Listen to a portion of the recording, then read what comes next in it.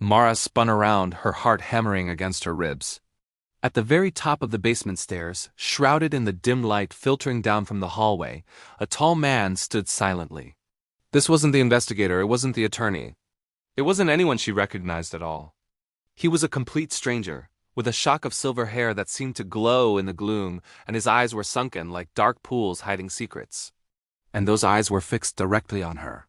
Beside her, Ilara let out a sharp gasp, a sound of pure, unadulterated terror. "It's him," she whispered, her voice cracking, barely audible. "Mom's lover. The man who was here that night." The air left Mara's lungs in a rush. She stared, her mind reeling, trying to connect the dots. The mystery man, the whispers, the secrets, all culminating in this single terrifying moment. How did you get in?" Mara finally stammered, the words catching in her throat. A faint chilling smile touched the man's lips. It didn't reach his eyes. "I never left," he whispered, his voice a low, raspy sound that sent a shiver down her spine.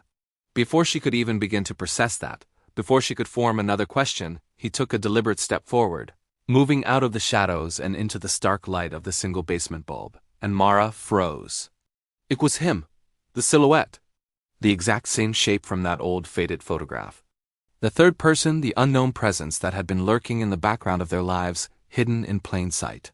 He was the figure she'd glimpsed in the hallway, the man who had been in this very house on the night their entire world fell apart. His gaze shifted from Mara to Ilara, a knowing, almost sad look in his sunken eyes. "I see Genevieve finally led you to my door," he murmured, his voice soft, yet carrying an immense weight. Mara's pulse seemed to stop altogether. The world narrowed to this man, this basement, this impossible revelation. "Your door?" she whispered, the question barely escaping her lips.